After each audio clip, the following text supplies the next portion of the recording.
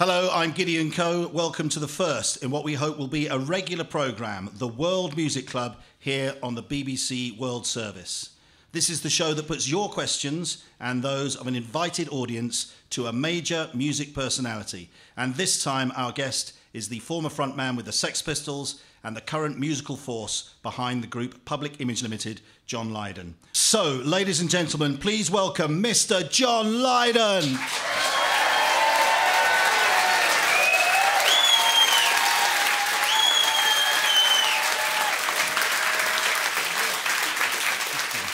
So you're 20 years between records. Why was the time right to make a new Pill record? Oh my gosh, the record companies got me into such a financial restraint, a stranglehold, that I quite literally couldn't afford to keep a band running, and there was no way out of that. The members obviously buggered off because I couldn't pay their wages, and that since the Pistols, when I first started Pill, it was all about, we try and keep it in-house. We try to earn the finances ourselves. But you'll find that the shitstorm will conspire against any such activity. And it became so restricting, so awful, so painful. And to a person like me that likes to write, I like to work, I like to do things, it was impossible to get round. There was an argument I had years ago, and it's an odd one and an aside, but it's the way my mind works. So if you think I'm drifting, just pay attention. It all ends up in the same place. It was Malcolm once said in an interview, "John is a poet," and I was so bitterly angry with him. Because I presume poetry meant fobbing off, selling a bunch of turd to people. A pile of bricks at the Tate. But I am a poet because what I say is what I experience, and that's poetry in its truest form, and the songs I think show. And here I am after all these years of stifling financial oppression, and I'm still up there. Yeah, we can hear that on I love me country, I love me planet, and I love me species. Hello, folks. Let's get our first audience question, which comes from Stephen Palmer, who's from London, a major Pill fan. He saw you in 1983. He also managed to catch the Pistols live in 77. Where's Stephen? Where are you, Stephen? I'm over here. Good evening, John. What are your views on the music scene today? I personally believe as reverting back to being safe, thanks to the likes of Adele, Jessie J and others. There don't seem to be many mainstream artists reflecting the world today, though Springsteen does, in my opinion. So do you think that music is still valid and a good vehicle for getting one's point across? The internet's done an awful lot of damage. We all know this. And music now is sampled and copied and stolen, and so creativity doesn't have much of a priority any longer. Hopefully, with the resurrection of vinyl, if we can achieve such a thing, it brings you back to the point, the personal contact you would have when you go into a record store and pick up that 12-inch square thing of art, and you'd feel part of it, and you'd go home and you'd play it on, yes, it's old-fashioned, a scratch across vinyl, but the sound was superb, wasn't it? Now, all of us, when we were young, right, except the youngsters... remember what a dance club could be. Well, that was thank you to vinyl, right? And the Sex Pistols, thank you to vinyl. And Pill, vinyl, all right? Yeah. Now, we tried cassettes, we tried CDs, but they cheated us on the technology there. And now they cheat us even further. MP3 files, iPod. It's the unravelling of the very, very thing that you need as a human, the full signal of communication. So yes, modern bands don't seem to know that and don't have that, but God bless them, at least they're trying. And there are many of them out there struggling in this world. And you've got to bear in mind too, for me, when I began, it was a struggle also. We were facing ridiculous prejudices. Oh, the audacity, that's not music. Well, everything is music. If it's a human being telling you what they feel in their heart and soul, that is music. And it deserves to be on vinyl. There you go.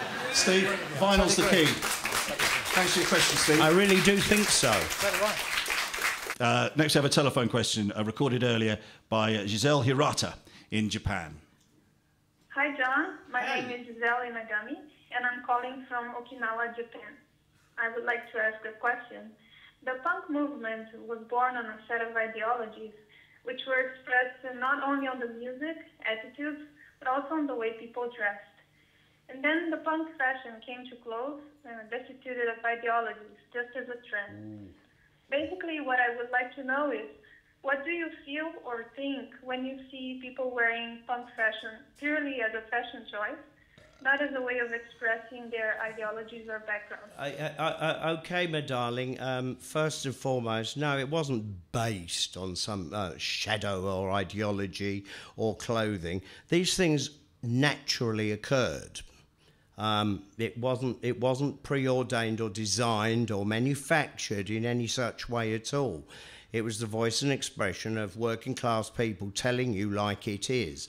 And fortunately or unfortunately, we had a manager viewed things from a Bieber point of view.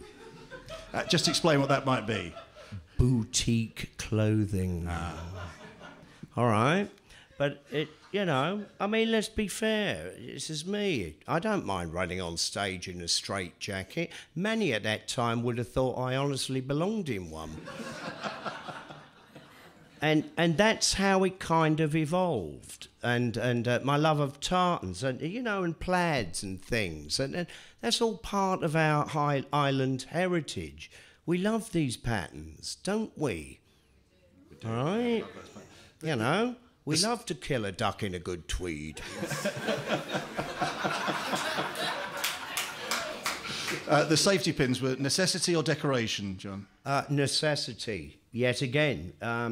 You're poor. You've only got one jumper. It's got holes in it. It's got to be kept together one way or another. And lo and behold, you've got a press culture out there in the 70s that would turn that into a sensationalist image thing. Well, it became that, not because of us, but because of the likes of designers like Sandra Rhodes, who then offered £1,000 dresses, which at that time was outrageously scandalous price, but imitating what we were doing in safety pins. And yet that was acceptable, and me, not being able to afford much better, wasn't. Check your society. Check who feeds you the information and what you do with that information. And another question, an email, which comes from Jordan Jessie Callahan in Melbourne, Australia. And it's not the Jordan, is it? No, you spent some time with him in Australia, though, not in Melbourne. There are two questions for you. Firstly, would you like a hug? And the supplementary, you've been married for over 30 years. Johnny always loves a hug. There you are. Come on, I'm human. It's a given. Don't we all love a hug? Isn't that the one thing? Are we not human? Do we not love each other really, genuinely, seriously? Do you really want the rest of your life to be subway passenger distractions of hate and contempt? No. So spread the scabies. Do you have...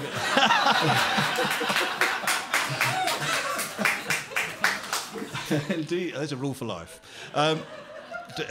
Do you have any advice or insight? Oh, you got to take a pocket or two.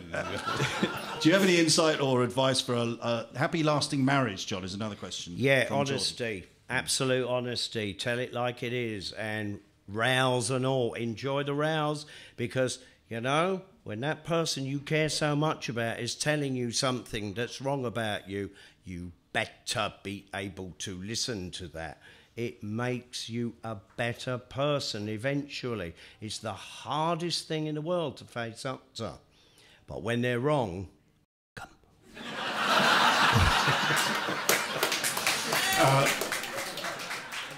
And by the way, because, your wife burnt my house down last year and I got no kitchen. I wasn't aware of that. Well... What caused it? She did. And God bless her, and she's alive. And we realised that we lost loads of possessions and things like that, and that didn't matter. It mattered to me that she was alive. But we're now looking at, like, we need a kitchen desperate, right? And IKEA make really good frames for cupboards. And good, interesting things that you can actually balance a sink on. You don't have to buy Italian designer. I'm a practical person. I hope you're understanding the gist in this. Already we've had sound advice from a whole variety of areas, This is John. from a man who wrote World Destruction and had his kitchen destroyed. Manfred Happ in Frankfurt, Germany, asks, how does recording with Pill today differ from working with the first version of the band? Is it easier or harder? And he goes on to ask, hasn't Pill always been essentially about you, John?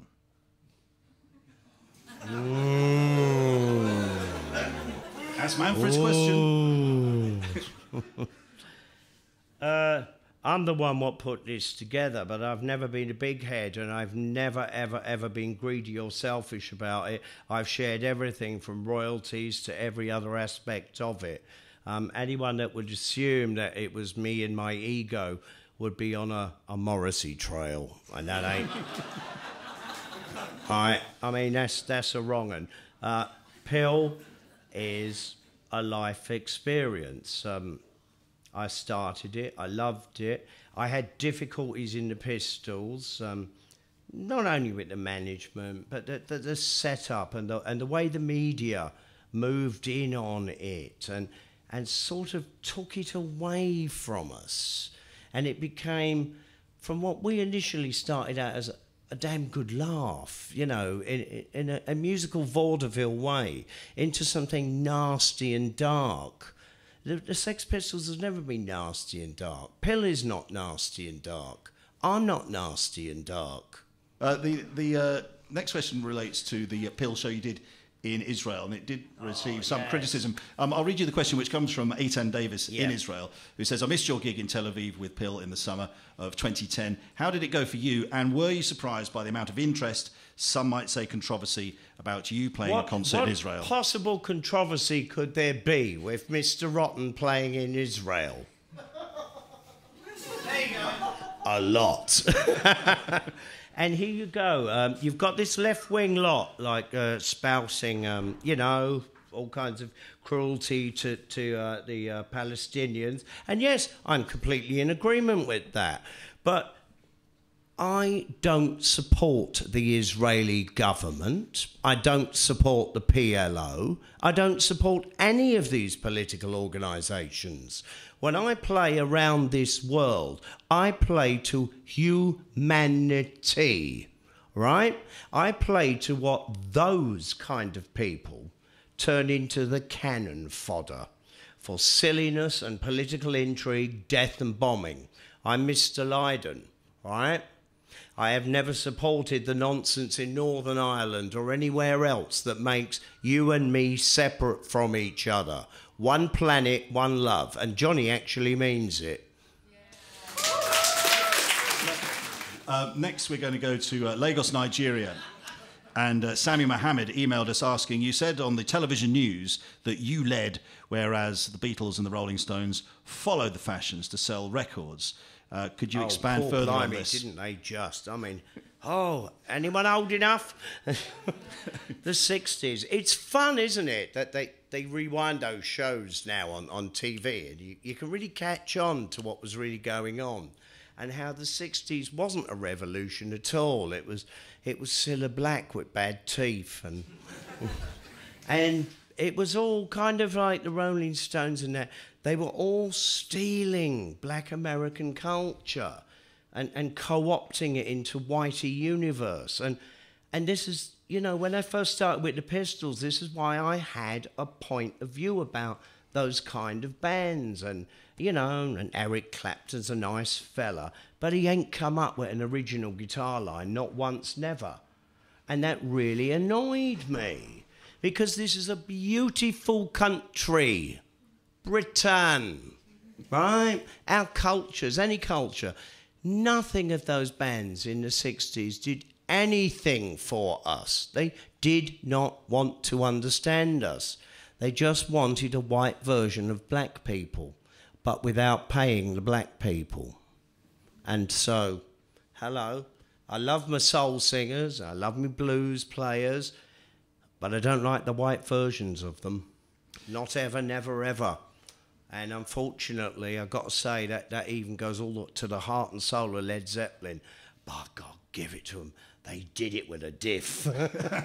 There's another question relating to the Sex Pistols here, and in particular, Malcolm McLaren, the late manager of the Sex Pistols, from Saul Rodriguez in Sao Paulo in Brazil via email. And he says the Sex Pistols, widely seen as a spearhead of the punk movement of the 70s.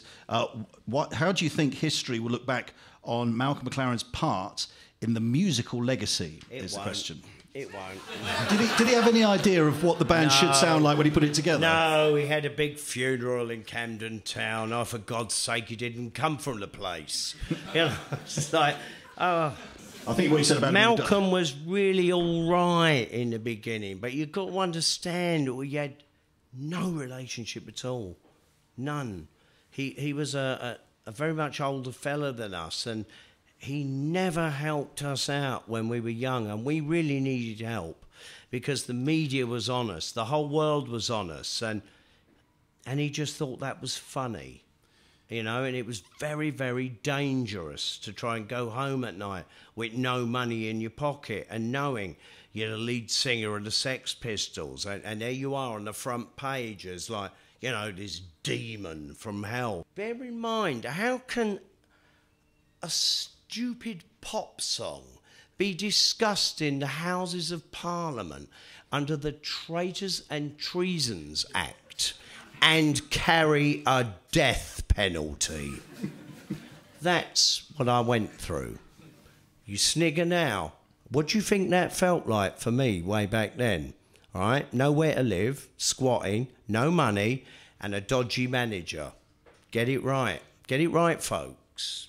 We've got another audience question now from James Hunter. Where are you, James? Make yourself known and please ask away. If punk new wave had never happened, would you have still tried for a career in music?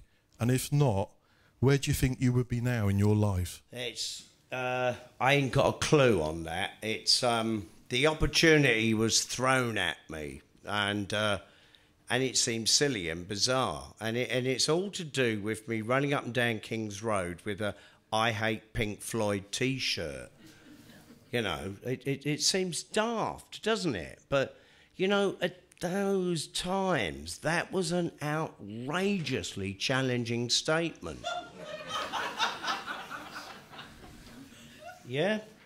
Yep. I know Walters and you know, and the rest of them since, and we had chats, and they know this to be true. They were sacrosanct, you know? They were privileged. You weren't allowed an opinion on it. Isn't that absurd? James, thanks very much and for your yet question. I love Pink Floyd. Well, select versions. Got Christine Muller from New York has emailed a question, John, and she would like to know, do you still keep in touch on a regular basis with those you're alongside in the Sex Pistols? Yes and no. We're not enemies. I mean, we love a good row with each other, and we love to spread a gossip line in the press. And can't believe that people actually feed off this agenda and turn it into something poisonous. They're my mates forever. I don't care what bad news they have to tell you about me. They gave me the first chance to break out of the quagmire, you know, to be able to, like, say something that I thought mattered and share that with other people. And we bounced and we learnt off each other. And the reunions worked out really well as well. I mean, the first... No. You didn't like that? Playing in Finsbury Park. Of course they did. Yeah. Why shouldn't they? Well, that's all we have time for on this edition of the World Music Club. We will return with more of your questions and another music guest here on the BBC World Service. But for now, would you please show your appreciation for our guest today, Mr. John Lydon. Thank you very much. May the road rise with you, and your enemies always be behind you. May they scatter, flutter, butter, and shutter. I am John. Here comes the last bit. I am from Finsbury Park.